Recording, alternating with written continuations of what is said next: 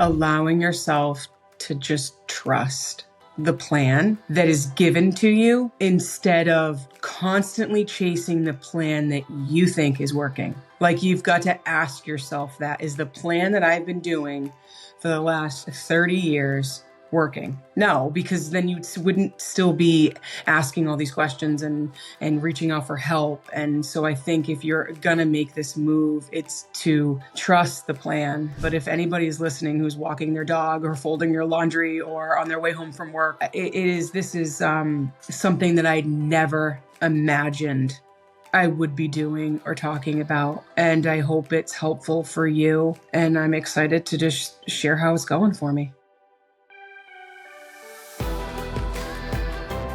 What's going on, guys? Welcome back to a brand new episode of Dieting from the Inside Out. And if you are new around here, welcome to the show. My name is Jared Hamilton, and I am your host. And I have one of my favorite podcast interviews probably I've ever done today.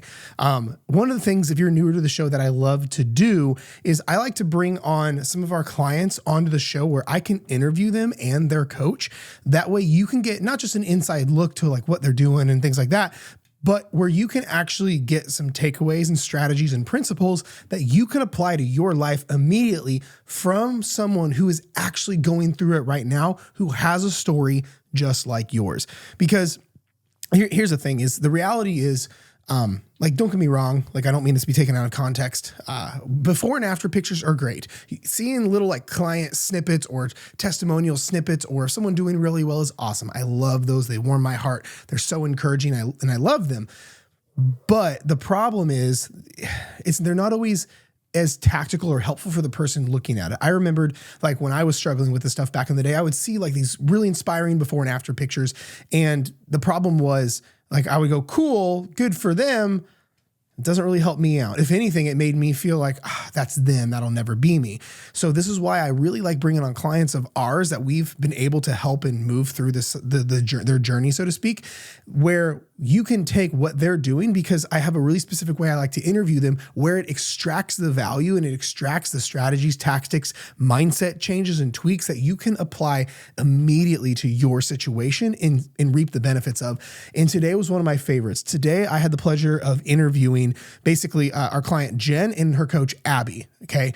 Now here's the thing that's a little bit different, because with this one is Jenn has only been in our program for like a month, like full transparency. She's only been in for like 3-4 weeks or so, but I knew immediately I wanted to get her on the show, and she felt this pull that she wanted to come on and tell her story because of some of the radical changes mentally and even physically that's been going on in the past month or so. And here's the thing, you guys know me.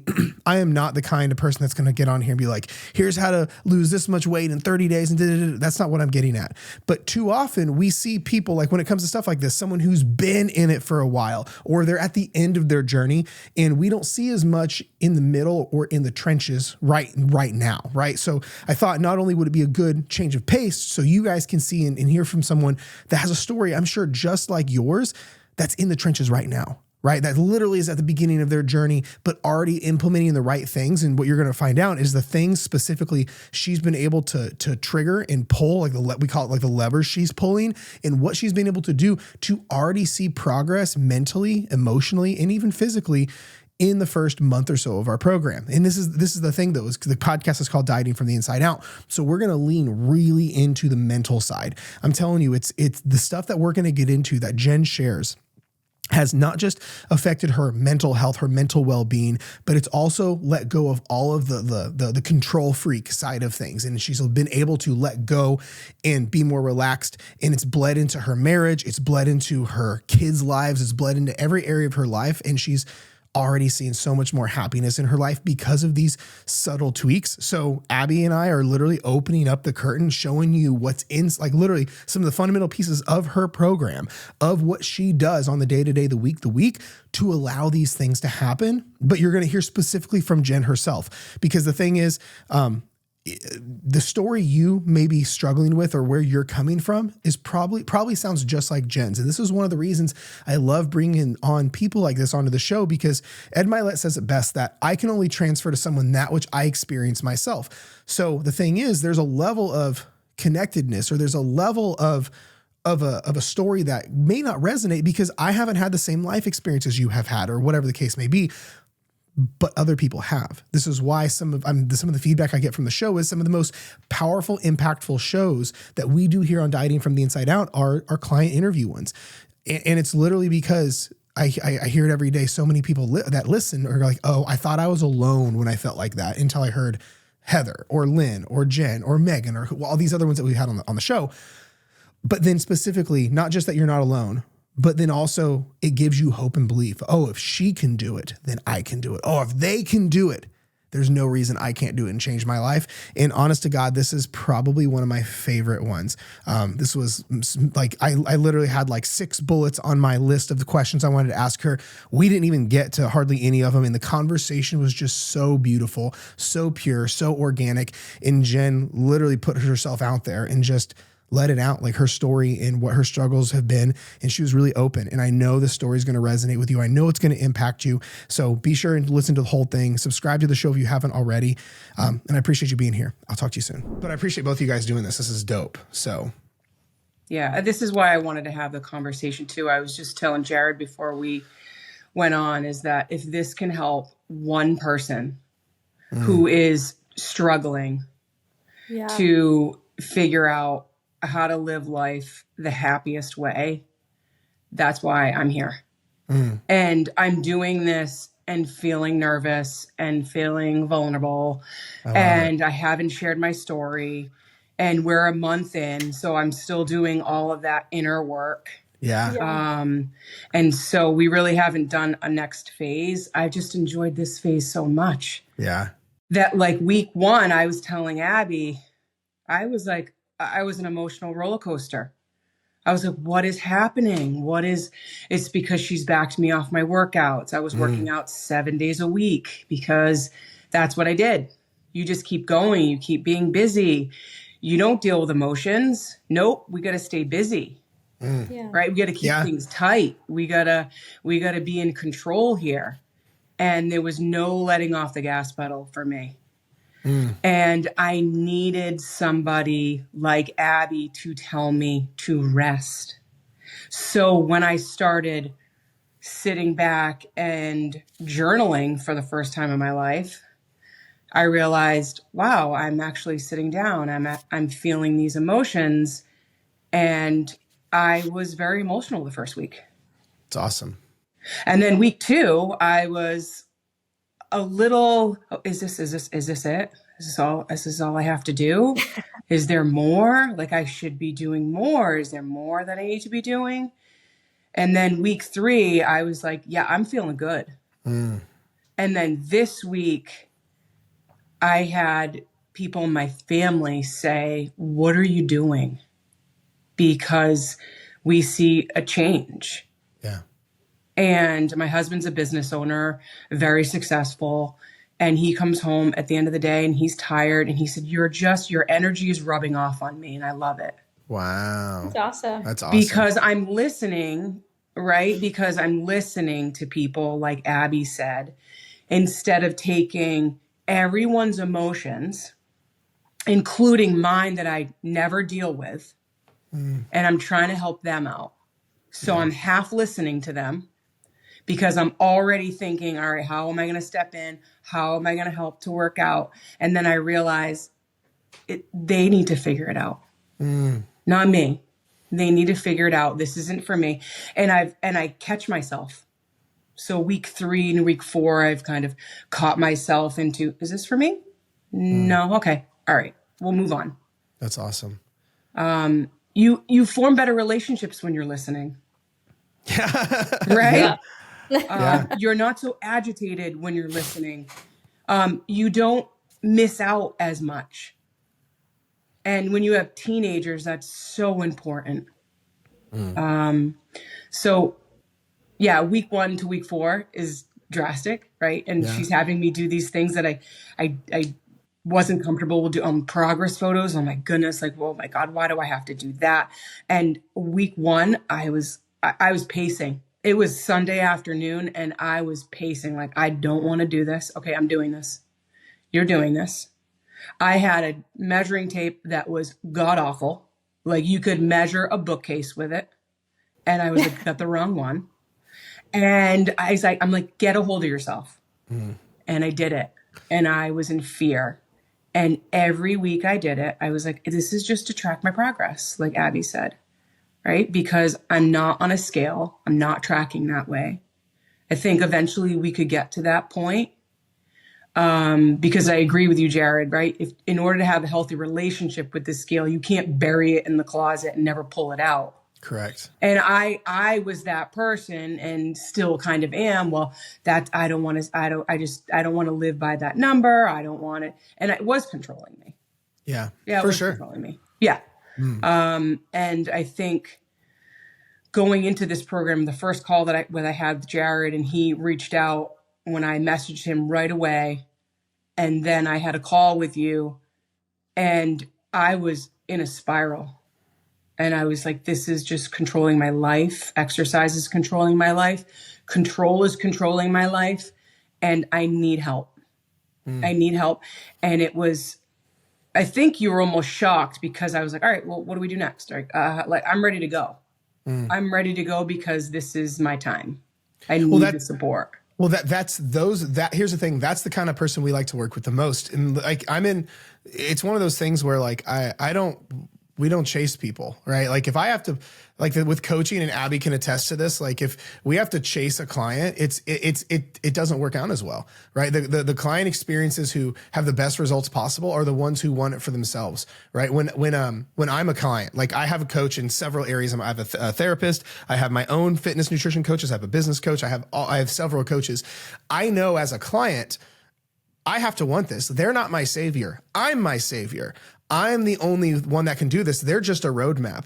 But for you were the same way. That's why you're experiencing so much success so early as well, is because you're so hungry. You're so, I'm ready to do this. There's no like pulling teeth with you or anything like that. And here's the thing, that this is why I'm really excited to get into this so early on, is because you see other coaches or other organizations similar to ours.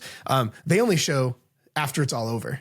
Right. It's like, here's the before and after, here's the whatever. Don't get me wrong. And that's important to show, like, you can deliver on what you promise and things like that. But I think for context, it's important to like, let's look at things in the trenches now. Like you literally are like maybe a month in ish. And like you said, and it's really vulnerable right now. You're like, I was feeling this just a month ago. I was pacing because the pictures were overwhelming, all these things. And I think it's important for people to see the real authentic side of in the trenches, not just like, hey, I made it. I'm in the Hall of Fame. I'm doing this. You know what I'm saying? Where I think it shows a lot. So that's why I appreciate you doing this. But then you also mentioned something I want to lean into, and Abby, you can talk about this as well, Abby had to hold you back a little bit. Right. This is the thing most people misunderstand. So many people who have been dieting for so many years are conditioned to go, go, go, go. I need to do more workouts. I need to eat less. I need to do more habits. I need to do all this stuff. And one of the biggest misconceptions people have in coaching is we're going to add gasoline to that fire. When in reality, I would say, Abby, correct me if I'm wrong, we'll say 90% of cases, we are actually holding people back. We're actually like, nope, let's dial your workouts back. Let's rest more. Let's eat more food. Let's actually take habits away. And most people have that initial gut visceral response of, I'm not doing enough. I need to be doing more. This isn't hard enough. And it's like, of course you feel like that because you've been dieting your whole fucking life. Abby, you talk on that a little bit. Yeah, no, I think it's very true. I think just about every client that we've worked with or that I've worked with in the last 4 or 5 years, it's been that same thing, right? That like you're doing absolutely everything, but you're doing everything because you're trying to run away from what you actually need to do, right? You're trying to find every single quick thing that's going to make you feel better, but you're not willing to do the long-term thing of actually dealing with what's going on. So it's just another method of running from what you need to be facing that holds you back, and like Jenn, in your case in particular, not only was it not letting you handle emotions or be present or show up the way that you wanted to show up, but it was also just like causing physical issue. You were sore all the time, you felt run down all the time, you felt beat up all the time. And just in 4 weeks of giving yourself space to recover and to be emotionally present and to deal with what's going on inside, you're feeling like a whole different person, and even though And I think that that's where people have a really hard time, is almost acknowledging or following through with slowing down when a coach is like, hey, just take a second, and it's not going to feel comfortable. It's going to feel really weird because you are having to face these things. But we've got to do that. We've got to cross that bridge. And a lot of people don't do that. A lot of people don't slow down. They spend a lot of a coaching program trying to rebel from that, and tack on every extra little thing and add in every little thing. But you had a few days where you're like, I don't know.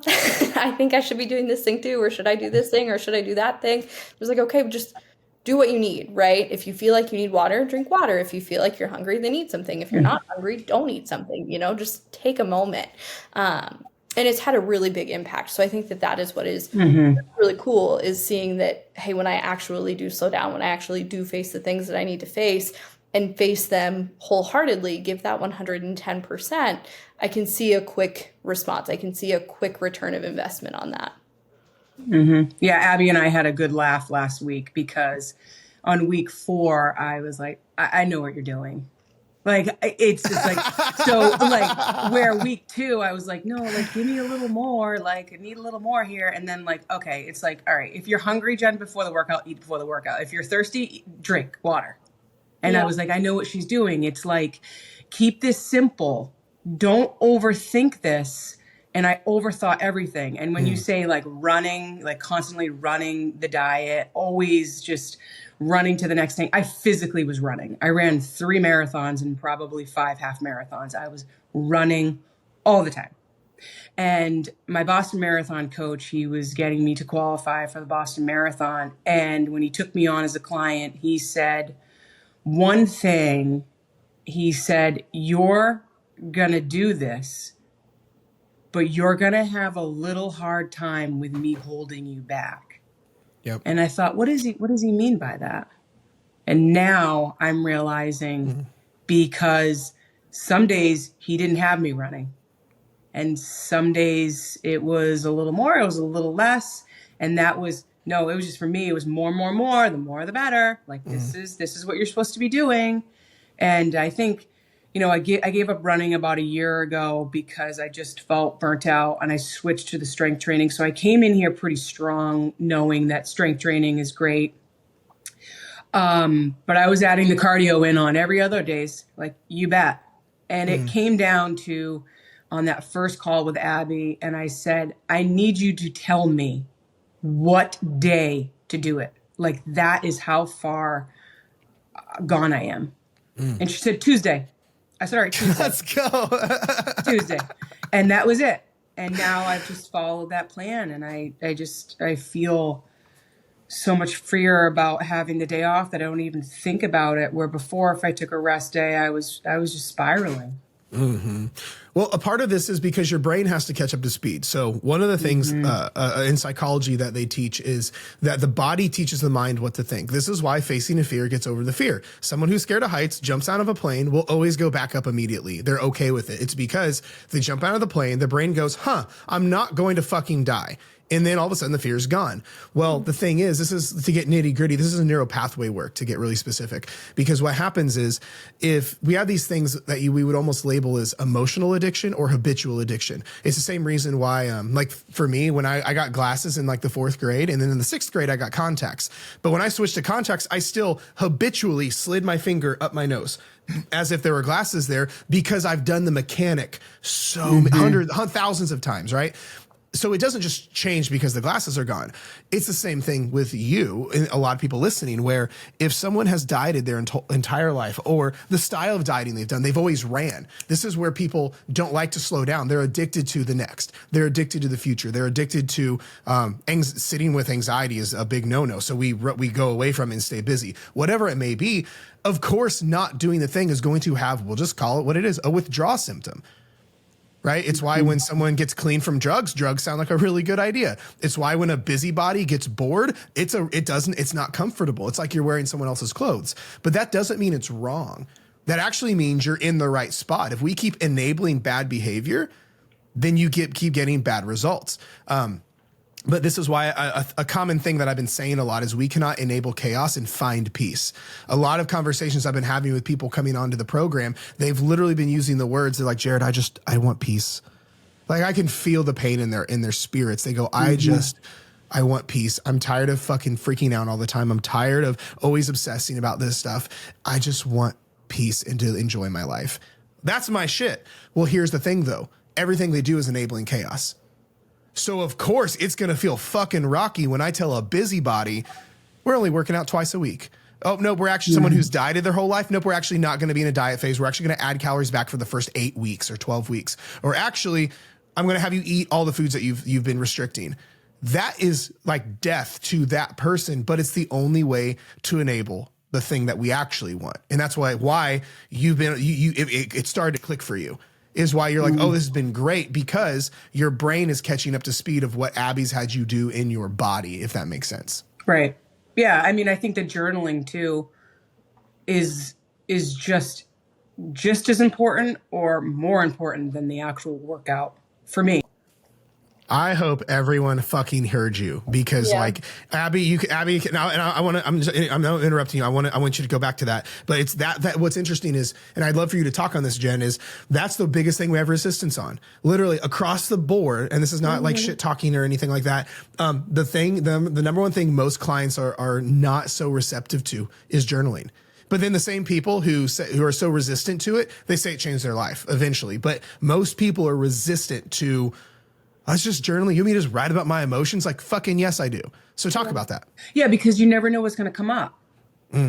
Right? If you sit down in a space and somebody who's so busy like myself, right? You're never taking that time and that quiet time to really kind of think about the day and kind of process everyone's emotions that's coming at you, especially if you have 4 teenagers in the house, right? Everyone's coming at you at the same time. And you can kind of process that individually and help that person in a quieter way. But also things come up about myself. Things have come up about my childhood that I'd never really uncovered. And I thought, oh, no wonder why. Yeah, like, of course. Right. And we came from a very athletic family. Like, of course. Yeah. Like we're going to work hard, or we're going to stay busy. We're going to be athletic. Yeah. So the journaling for me has been like so eye-opening. And I was listening to a podcast today about when you relax a little bit, and Abby and I have talked about that too, you start to find enjoyment in other areas of your life. So when I first talked to Jared, I said, living with an eating disorder probably since you were 7 years old. If I really dig deep, I would say 10 before, but now that I'm journaling, it's 7.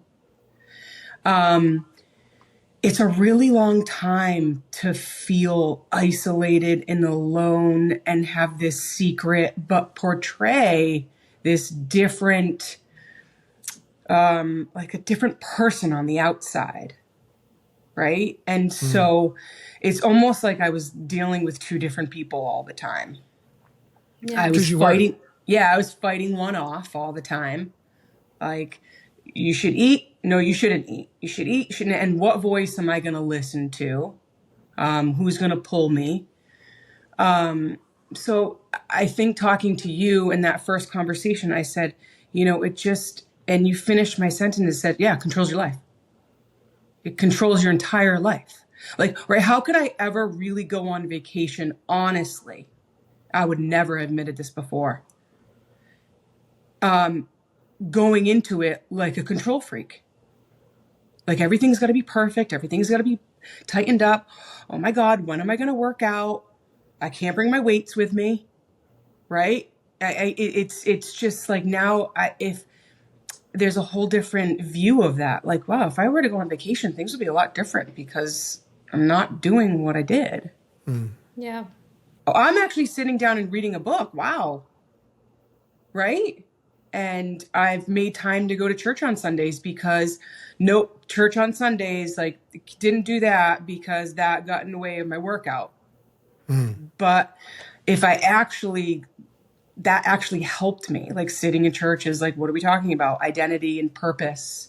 Yeah. Everybody's feeling the way that you're feeling. It's like all of these things in my life, from the book I'm reading to the journaling, to the coaching, to sitting in church, it's like, okay, I'm listening now.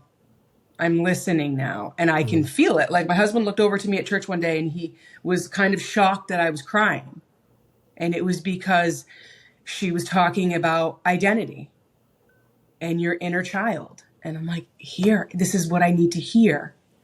But I just haven't been present and listening. It's crazy the clarity that comes to you naturally, organically when you get quiet. One of the things that I was really lucky to experience when I was younger, when I got started in business in my early 20s, I had a mentor who basically took me under one of my mentors, one of my first mentors. I don't even consider him a mentor. He basically just like took my money kind of vibe, you know. And I basically, this other guy just took me under his wing.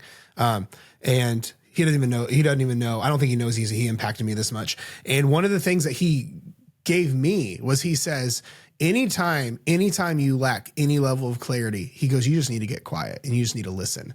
Whether if you believe in, whether it be God, the universe, or just what your subconscious wants to tell you. But the thing is, imagine this. Imagine if I'm trying to get an answer out of you, Jen, but I won't shut the fuck up. If I'm like, hey, Jen, how was your day? How's your week? How's your day? How's your husband? What about your kids? You know what? My day was actually really bad. If I don't shut up, I can't hear your response. But too often we run like fucking maniacs all day because it's what's most comfortable, because it's avoidance. And we don't actually get to hear anything. And then when we tell someone, hey, let's meditate, let's sit in silence, let's just have some reflection time, it's like, no, I can't do that. You know what I mean? Abby, what's your thoughts on that? Like, cause I know we talk about that a lot. Yeah, no, I think that you think you explain it the perfect way because you do. I mean, so often, we're asking ourselves questions about, what's next and what do I actually want and what do I want to accomplish and how do I want to get there and what do I need to be fixing about myself and how do I need to be improving myself and what is going wrong and why does this always happen to me and blah, blah, blah. Like we're just constantly spinning a story in our head, but we don't ever let that story end. We don't ever look at what that story is actually saying or if that's actually real or if it's just us babbling on because we like the sound of our voice, or we like that if I'm doing this, I don't have to deal with anything else. I don't have to think about what I actually should be working on or what's actually going wrong or what I can actually do about the situation that I'm in, or realize that the situation that I'm in is on me, like I put myself here. And that's it. It does nothing but hold us back, right? Because you can't fix it until you realize what the issue is. And a lot of times the issue is us. And the issue is that we're not shutting up or we're not finding clarity. We're just running without a cause and without a purpose to get things done because it makes us look busy or it makes us feel busy.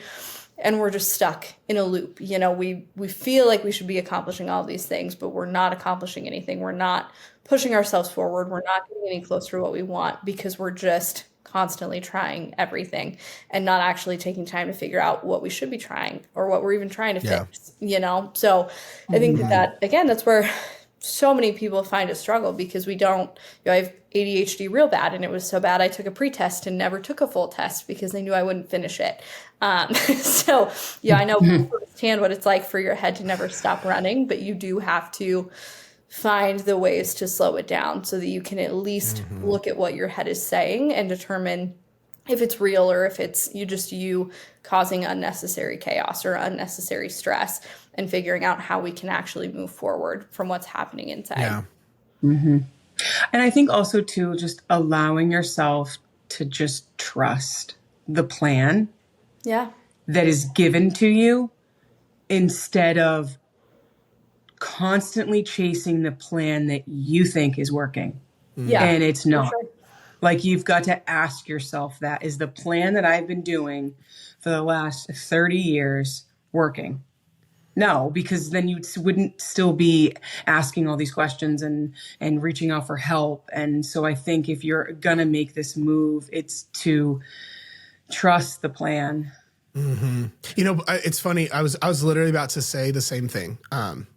Where, Jen, what you've been able to do, and this is what I think most people struggle with, is the concept of letting go, right? Because so I naturally can be a control freak person. Of course, I could be fucking like it's just I want to control everything, right? But the thing is, letting go feels like death to someone like me. Literally, it's the worst thing ever. But if you think about the best things in our lives, is we don't hold on. Think about like even like a lot. You'll see a lot of comparisons like nature or whatever. You don't see a tree holding on to its leaves. They let it lets them go because it's what's supposed to happen.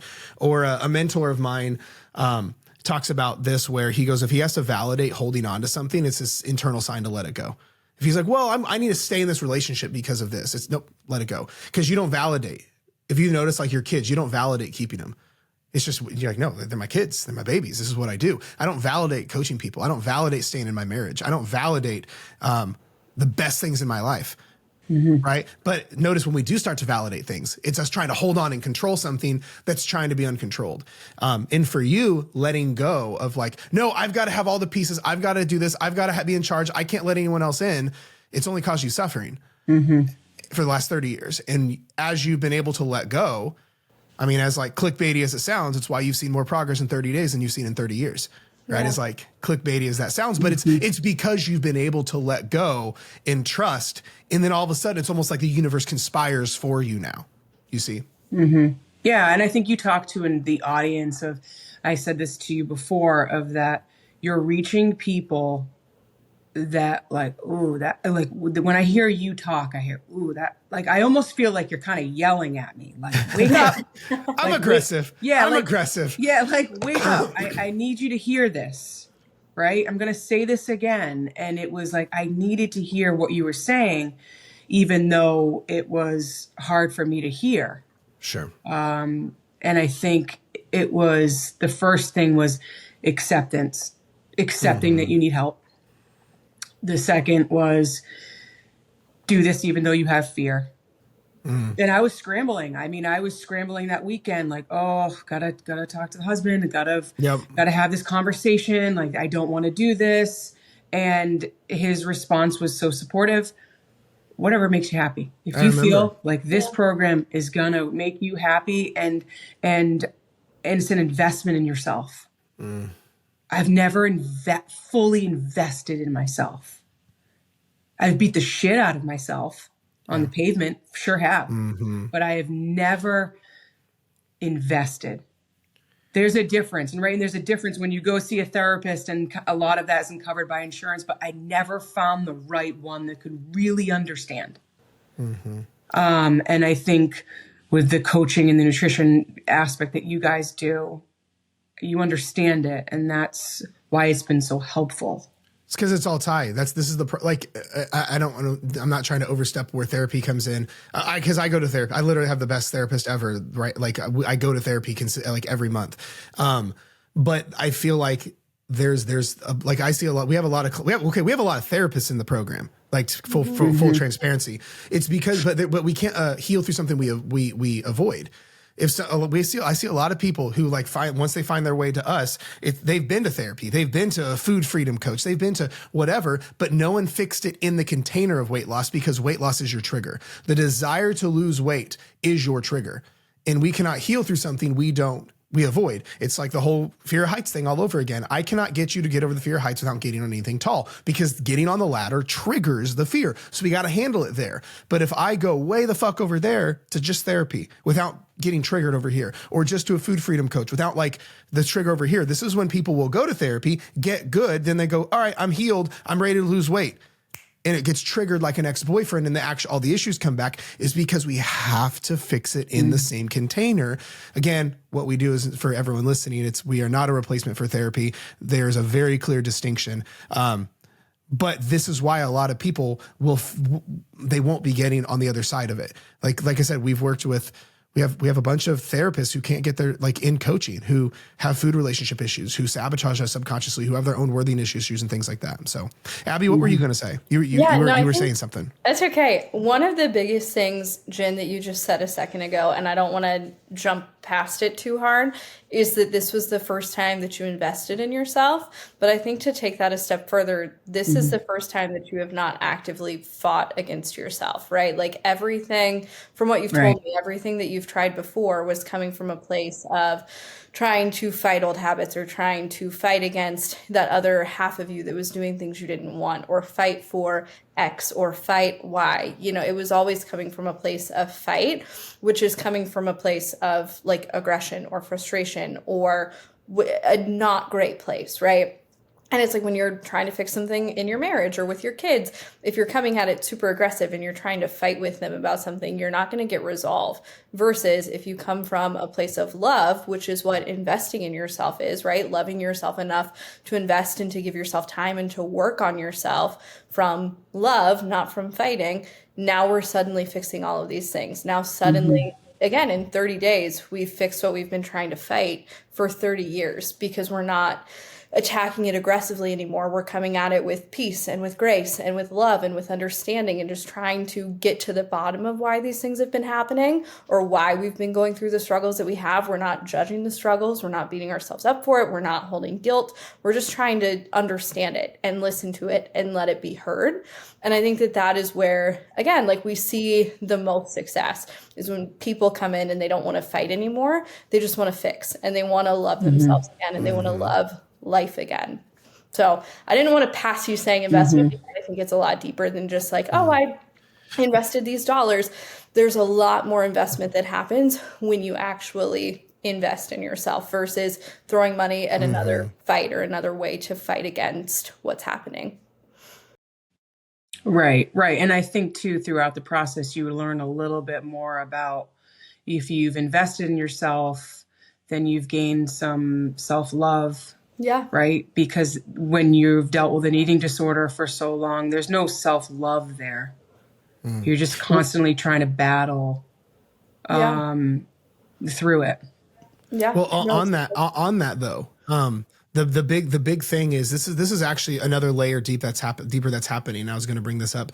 When you invest in yourself, you are proving to yourself that you're worthy of actually investing in our society. One of the most things that show our level of commitment to anything is our dollars, right? This is why everyone's bought in all this stuff. But I say, show me your calendar and your bank statement, and I'll show you exactly what you prioritize. Well, most people won't have it on everyone but themselves because this is why so many people who have the money don't choose to not spend. And this is not a coaching pitch. This is not a backdoor way to try to get people to sign up for coaching. This is a tried and true thing about psychology and self-worth and this is why a lot of people sabotage because a lot of people listening don't value themselves. They literally think they are not worthy of spending money on because it's currency, literally.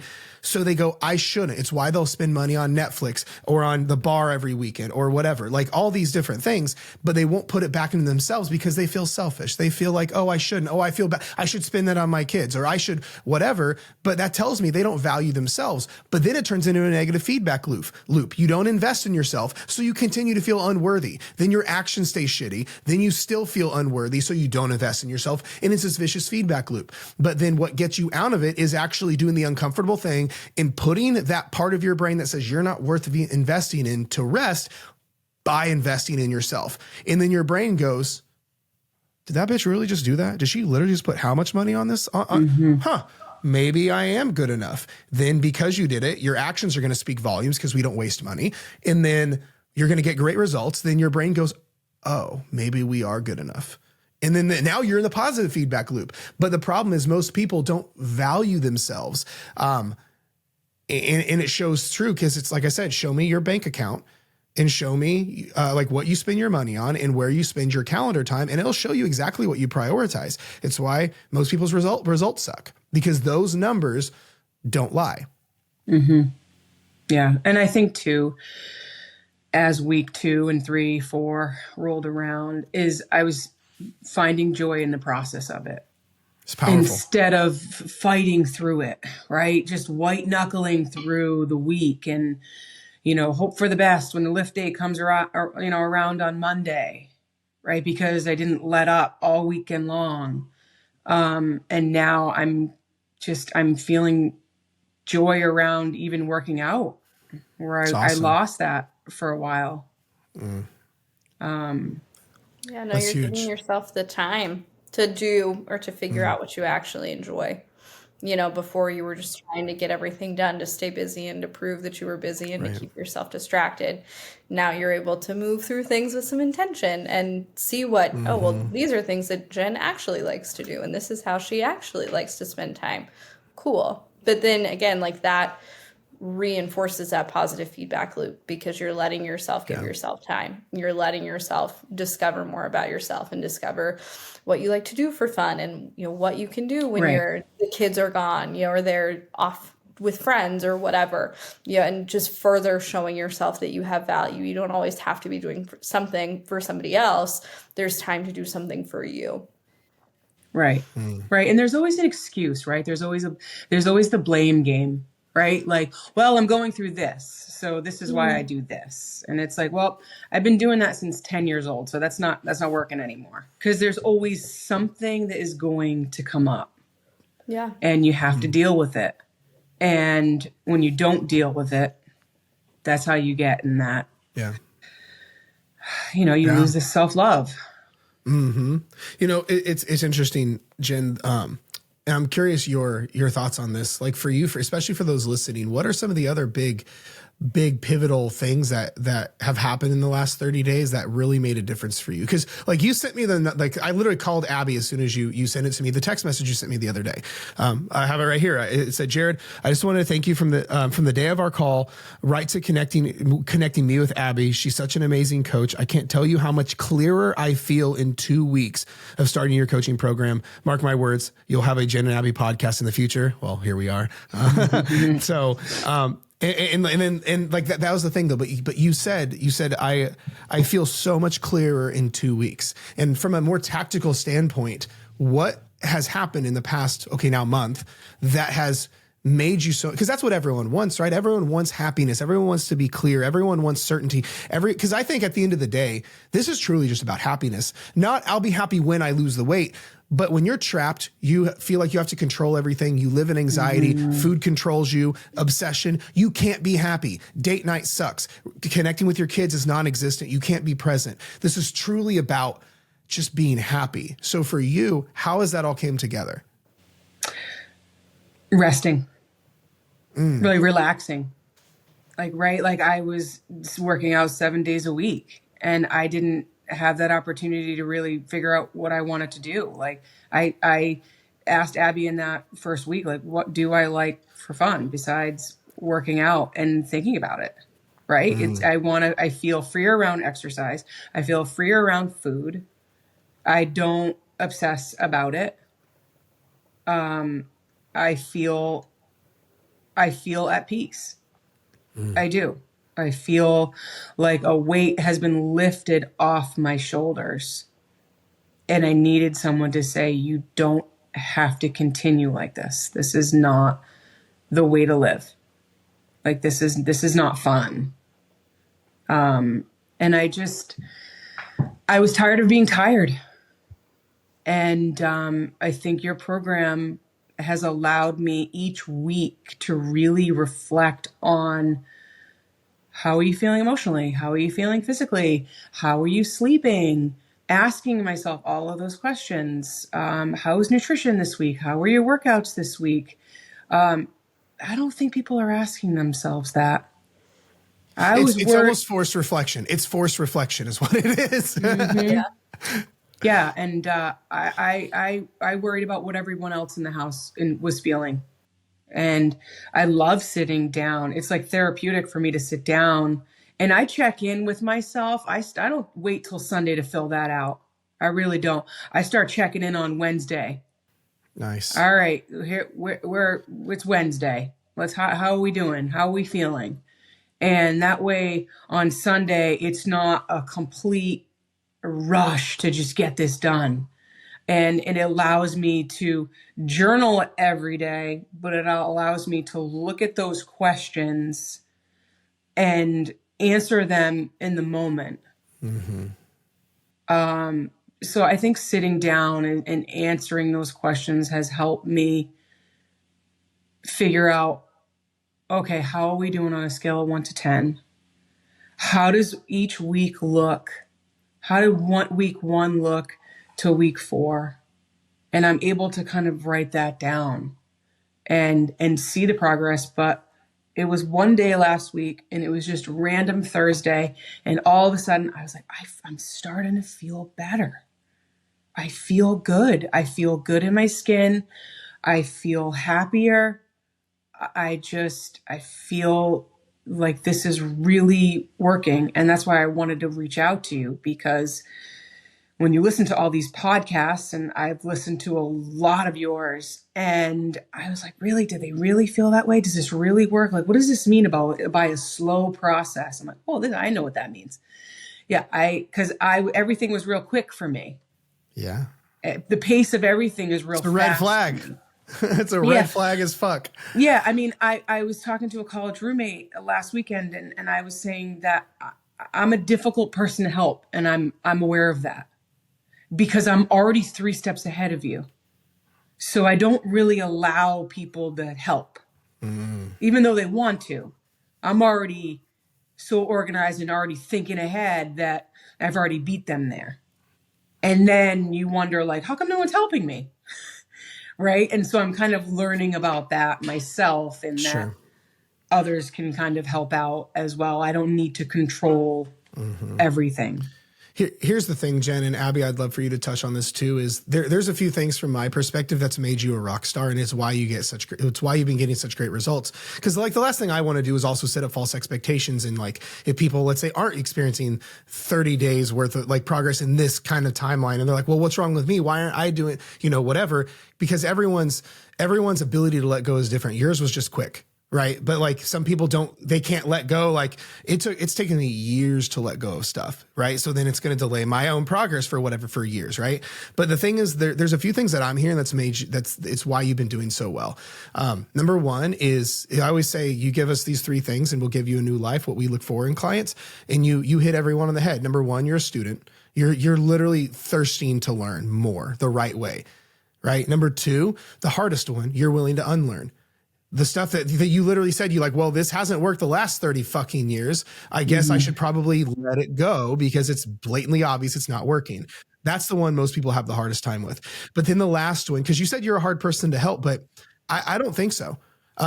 I think we just have to aim your desires really, really well. It's like, I have ADHD real bad, like Abby does, which sucks. But I also, if I aim it, I'm a fucking superhero. I can literally run through walls, right? But because I direct it right, and it serves me.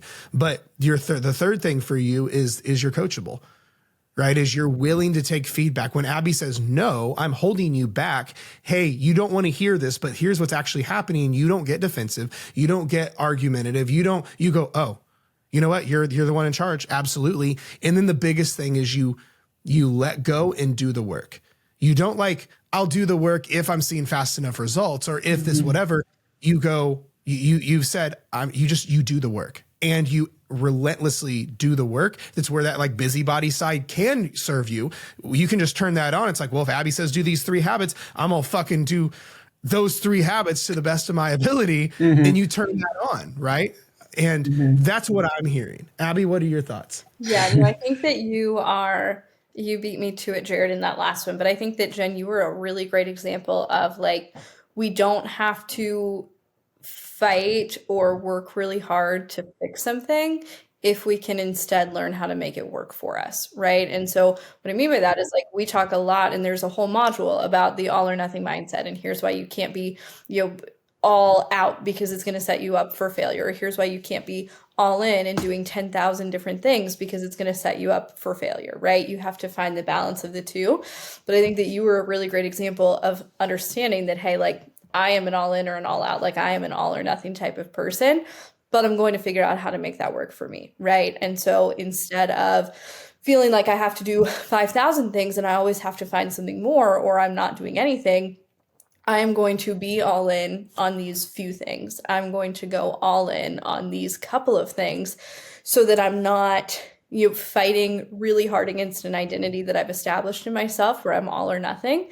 Instead, I'm just learning how to let it work for me, right? I'm learning how to let that thing about myself work for me, because it's probably something you like, like there is a lot of times where being all or nothing does help us out. And that's, again, you don't have to look at everything as a problem. Instead, we can look at it as, hey, well, how do I make this work for me?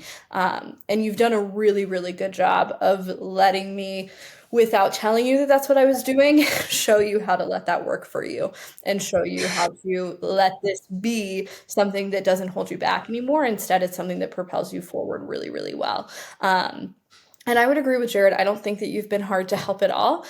I think that you were very logical about who you trust to help you.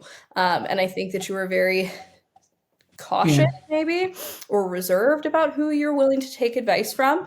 And that's not a bad thing either, honestly. That's a really good you should be like that. You should. Yeah, there are a lot of people that trust absolutely everybody. Because it's been 4 weeks. If you were hard to coach, I would know it by now. And I would not be talking to you on podcasts. That much is true. We'd be fighting in DMs back and forth about what you should or shouldn't be doing. But no, I think that you were incredibly coachable. But again, I think it ties back to that all in or all out. And I'm like this with people really bad. Like, one of the toughest things about me as a human being is that I am either all in for you or I am all out for you. Like, if I get weird vibes the first time that you and I talk, I am never going to listen to what you have to say. I'm never going to trust what's going on. I am never going to go to you for advice or let you try and help me. Or if I think that, like, ooh, not necessarily totally safe, or, hey, you know, I don't know about that. I feel like maybe I'm more knowledgeable on that, so I'm just going to do my thing, right? But if I'm all into you, we're good. We're going to be best friends for the rest of life, because I know that I can trust you, or I know that I can learn from you, or I know that what you're saying is real, you know? So I think that is, again, you're really not hard to coach at all or not hard to help at all. You're just very tactical about where you allow that to come in. And I think that again is something that kind of serves you really well in this coaching program, because you are willing to say, like, hey, these are people who know more about it. What I've been doing for 30 years doesn't work. So fuck it. I'm not going to try and be 3 steps ahead. I'm not going to try and outsmart my coach. I'm just going to let my coach do what they need to do, because they probably know better than I do at this point. They probably know way more what I should be doing, because their track record is a little better than mine is, right? They've helped people who were in the same position before, and I've been trying to get out of it for 30 years. And that's fine. Like, I think that it's incredibly important as a client, if you're going to make that investment, to really ask yourself, like, hey, am I actually willing to let them be the one that's ahead and let them be the one who's guiding me through this?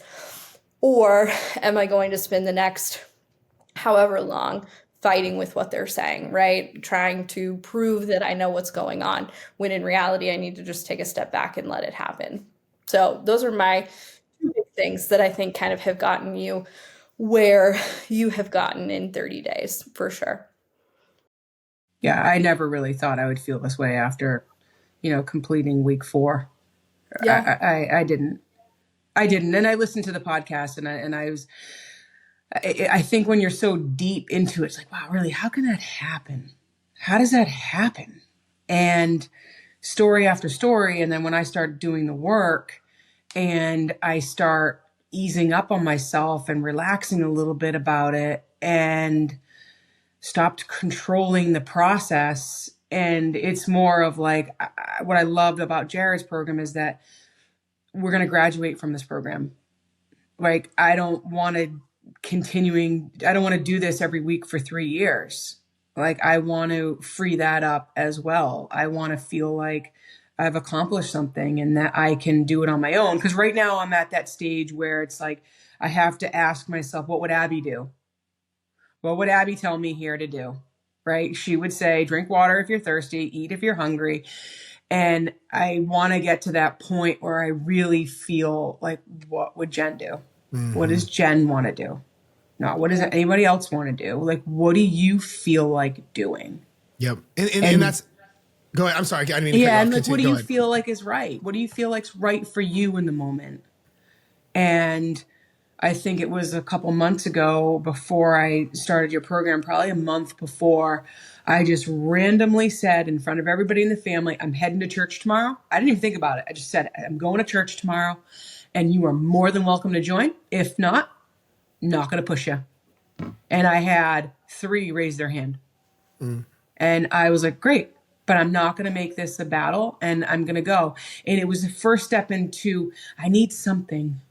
I am craving something. I need something. And then I found your program, and I really feel like for the first time in my life, I'm on a journey that has going to save my life. Because it's a real lonely disease to go through alone. It's like any addiction. And for the first time, I'm not alone, and I have the support. And when I'm ready, to graduate from this program with Abby, and there's no end mark in that. I'm not saying in 6 months I'm done, because look, it could take me a year. I'm fully aware of that. And I'm committed to that because it's taken so long to get here. So I'm on a journey that is going to help me, help my children, help my husband, and possibly help others. I maybe this is something that I would love to go into later on. So how Abby got here, by the way, like literally, yes, that's how Abby got here. Abby told me, yeah. Yep. And that's why I love working with her, because she's been through it. All her struggles, and it's easy. I mean, she's a lot younger than me. And I will say, Abby, a little bit, I had a little fear around that in the beginning. I was like, oh no. Like, oh no, I know what I was. She's nothing like me when I was 24. I'll tell you that. I mean, bonus points because I'm 27. Oh, 27. It's those Maybe 3 it was years an that old made the podcast difference. I listened to. Yeah. She's like 4'11", so that's why she looks like that. I'm just kidding. But she gives me this young inner perspective that I needed to hear when I was that age. And it's like, hearing her say, it's just little things. She doesn't have to say much, but in her messages back to me each week, it's okay, Jen. Like, it's okay. I'm so proud of you. Like, that's all I need. That's all I needed. Like, I just, just these and little tips, like things that I thought, I never even thought about that. Wow. Like, I never even thought about it that way.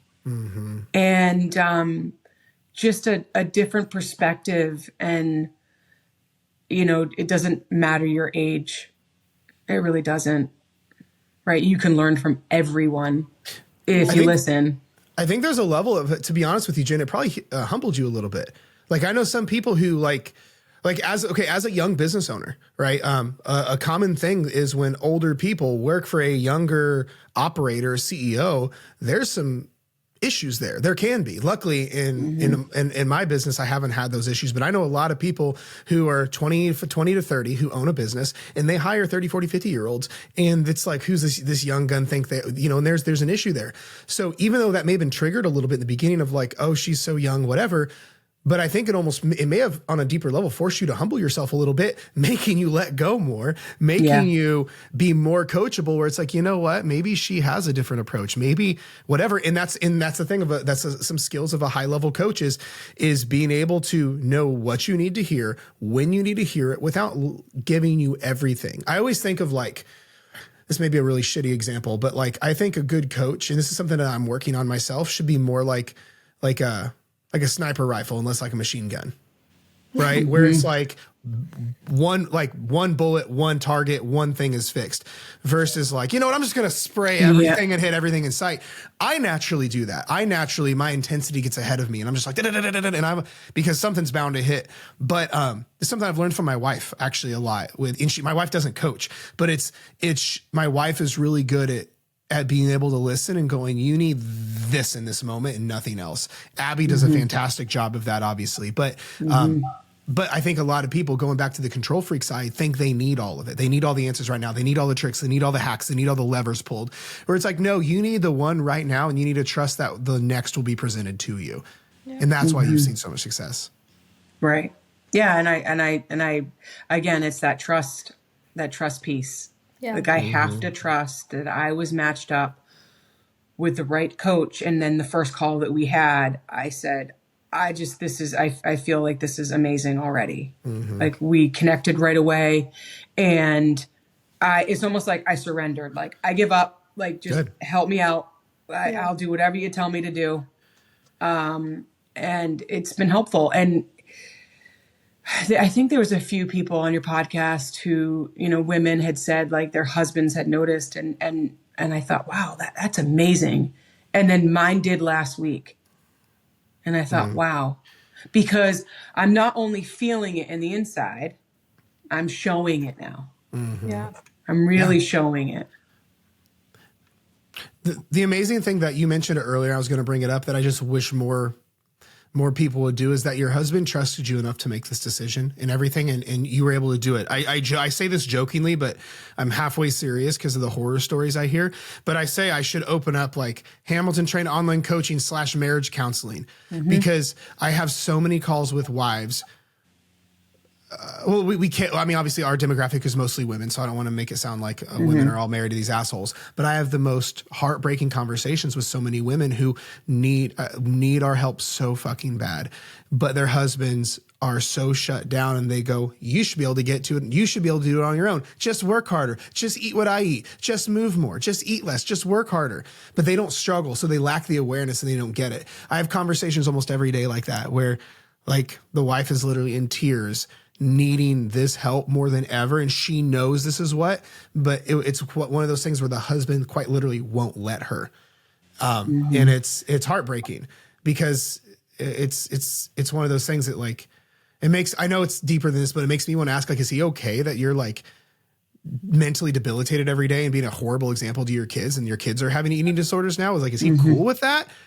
For just a little bit of money, like that's, you know what I mean? And it's not my position to tell someone how to spend their money or to twist arms into signing up for coaching. That's not my role, but it does raise some relationship red flags. And I know me saying this will probably upset people, but I talked about this on another piece of content. My wife, it turns out she needed some help from a really specific doctor, not on like this stuff, but on like, she has some big gut issues and needed to heal her gut and all this other stuff. And, when she found the doctor that was for her. She literally found the doctor that could literally like change everything, but it not covered by insurance, and it was way more expensive than we fucking charge. But for me, it was a no brainer. Like, of course I want you to do it. And she was, because she had that internal like, oh, I shouldn't spend this much money on myself. I shouldn't do this. What do you think? And I go, no, you should absolutely do it, because you're worth that. You deserve to be happy. And if you believe this is who should help you, or is the person, like, why would I get in the way of that? You know what I mean? And it's uncomfortably expensive. Like, even for me, it's uncomfortably expensive. And it's one of those things where I just wish more people had that dynamic like you and your husband have. So yeah, because I think if they saw the overall picture, it helps not only your wife, but the entire relationship. And your kids, everything, Everybody. 100%. Yeah. And I think for me is that I hid a lot of the feelings and a lot of the things so that I wouldn't present it and put it on my kids. Right. And not pass down things to them that I knew were not the healthiest way. Sure. But that's lonely too. That's hard to carry on your own. And I think I'm so appreciative to him, because I didn't have to share my entire story that Sunday afternoon. All I said was, I need some help here. And it was, he had reached a point where, I know you do, and let's just do this. Whatever it takes, however, don't put a timeline on it. And I think it's been helpful to him to see the process, but it's also been helpful for him because he feels happier. Yeah. It impacts everything. What were you going to say, Abby? No, I was going to say, I think that, sometimes it's not necessarily a red flag. I think that sometimes it more so speaks volumes to the fact that you're hiding it a lot better than you think that you are. And that, somebody, you're asking your spouse for this thing, but they don't even know that you're having a hard time because you're just irritable sometimes, or you're just stressed out sometimes. And of course you are, because that's life. I think that we don't necessarily have to lay all of our cards on the table on a Sunday, but I think that as a whole, humanity needs to do a little bit better of a job to say, hey, like, I'm really not cool right now. And it's really not just because the kids are being crazy today. It's really not because this thing is happening right now. More so it's because all of these things have been happening for all of this time. And I don't really want to get into it, but I know I need something more than what I have right now, and I think that in and of itself would make a difference versus, and of course, sometimes there are people who are just like, no, like you can figure it out. You can do better and it'll be okay. But I think a lot of times what really is going on is that we're doing a much better job pretending that we're okay. And so when we're telling somebody, your spouse or a significant other, that we need help and we need to invest in help, they're like, but what? You're fine. You just need to lose a few pounds and that's not that hard. Just cut out the brownie that you have every night and you'll figure it out. So I think that it definitely goes a little bit deeper into just like you being willing to vulnerably say like, hey, I'm really not okay. And it's really not just this small thing. It's this thing that I need a lot of help with. And I don't want to label that to you right now. I don't want to get into those details because I have been facing it alone for so long and that's what's comfortable right now. We'll talk about it sometime, but I need you to know and I need you to trust that I need help, and I think that a lot of times if we just had that conversation, we'd have a lot more support in whether it's trying to get a coach or just trying to get through the day or trying to get some help around the house. I think we just need to do a better job at being open, being real about what's going on. I agree. That's huge. Yeah. That's awesome. Man, this has been like probably one of my favorite conversations ever. This has been incredible. Jenn, thank you so much for doing this. You're welcome. I know this isn't comfortable. I know it's vulnerable. And I know like we were talking about off camera, you haven't really ever shared your story like this before. So I hope that, we can circle back and, cause I wrote in my journal last week, like what would a year feel like feeling like this? Oh, like, we're going to put it on the calendar. Right? I bet you understand. Yeah. And I think that's going to be helpful for me, but like anybody who's out, like I am a podcast junkie. I am. And, it's been so helpful for me.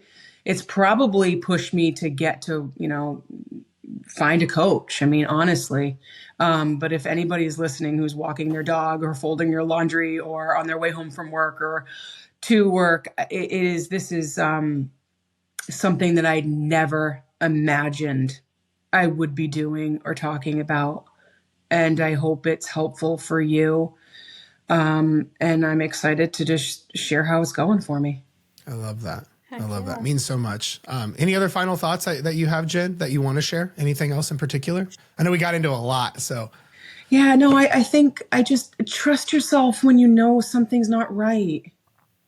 I wish I caught that sooner.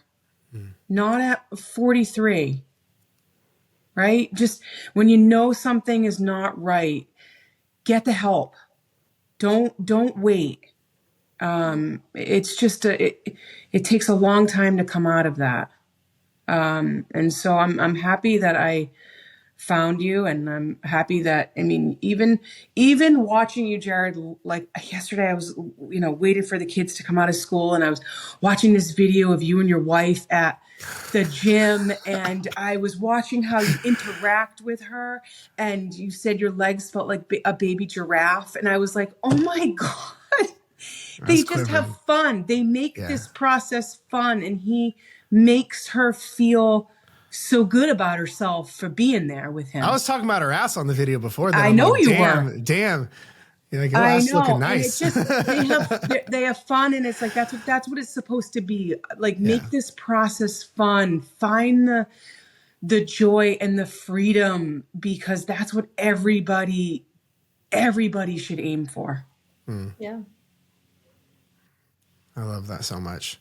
We're going to make this required listening now for anyone wanting to apply for coaching. This is beautiful. So yeah, I think there's lots of things that you can when you're online, you can get lost in that. There's a lot of people, but for me, I needed a small, tight circle, one-on-one to help me.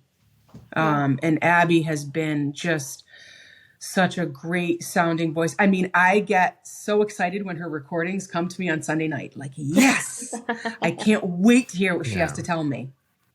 right? It's just something to look forward to. And that's the joy that I've found in the program. I love that so much. It's so good. So, Yeah. Ladies, thank you so much for doing this. I appreciate both of you. Abby, do you have any final thoughts? I don't know how like we could else put it on a bow. No, on I this, think but she do you have ended any it final perfectly. thoughts? I think Jen ended it perfectly. it. I think, yeah, really just let yourself be all in. And we are back. Thank you so much once again for tuning in to another episode of Dieting from the Inside Out. Because again, the story with Jenn shows outer work without inner work doesn't work. And this is why you must diet from the inside out first before you diet for real. Okay. Now, before you go, I do have some things for you. Number one, if you want to have an experience like Jenn's and you want to firsthand work with us where we can do for you what we've done for Jenn and change everything, that way you can let go, you can release, you can let go of attachment, and you don't have to be the control freak anymore and always hanging on for dear life, so to speak, and you're ready for peace like Jenn is having, then there's a special link below where you can apply for coaching and hop right on our calendar so we can see if coaching is a good fit or not. Because that's my big caveat is we don't work with people unless we know we can help them. And that's the thing is I want to make sure it's a good fit. So that's why if you're listening to this and you're like, man, I think I'm ready. I want to have that. Like thing Jenn was talking about is she's like, I knew I was ready for this. And we were talking about, she was hungry for change. She was hungry for the help, and she didn't just need it, but she wanted it as well. So if your story resonates and it feels like Jenn's, and this is something you're ready for and you feel aligned with this and what we teach, then definitely hit that link below and apply for coaching. That way we can do for you what we've done for Jenn. Now, let's say you're not there yet. Totally get it. No big deal at all. I don't want anyone ever rushing into coaching who's not ready or it's just not the right timing. Totally get it. But I do have a few other things for you because I still want to help you. The next thing I have down below is our special Facebook community. If you are not part of my group called Fat Loss Simplified, you are missing out on not just amazing content that's going to help move you forward, but also the best community ever, because I wanted to have a spot, like a home base almost, where you can go to any day and every day, if I could talk, to get loved on, to get supported, to get help, where you can be surrounded by like-minded individuals in this crazy online space that is going to help you move you forward. So much of this game is most people feel alone, right? Husband doesn't get it, partner doesn't get it, kids don't get it, friends are insecure. So when you start seeing progress, you're the weird one. Like it's just like crabs in a bucket thing, like the old analogy goes. So I wanted to have a spot that helps cultivate the right kind of community. And that's what I built inside the Facebook group. So it's free to join. So just request, add yourself, and I'll make sure you get accepted. And then I have one more thing for you. And then if you are a little bit lost on this journey and you're like, I don't even know where to start. Like, I'm brand new to your my ecosystem, and you're not quite sure where to get started, or not even sure what way is up with all this fat loss stuff. And you're not sure who to trust, and you're not sure like where to even go because you've been on this diet train for such a long time. I have a course for you. It's completely for free. It's all through your email. It's called the Fat Loss Checklist, where I break things down in a 5-day mini course. It's a 5-day video course specifically, where I walk you through the A to Z's of fat loss in the 21st century. So you don't have to give up your favorite food. You don't have to give up your favorite social events. You don't have to be a weight loss psychopath. And I show you exactly how to get to where you want to be and stay there, so you don't have to worry about gaining the weight back or giving up everything you love in life. So I have all that for you in the description below. Otherwise, that is it, my friend. I appreciate you being here. Thank you so much. I love you, and we'll talk to you next time.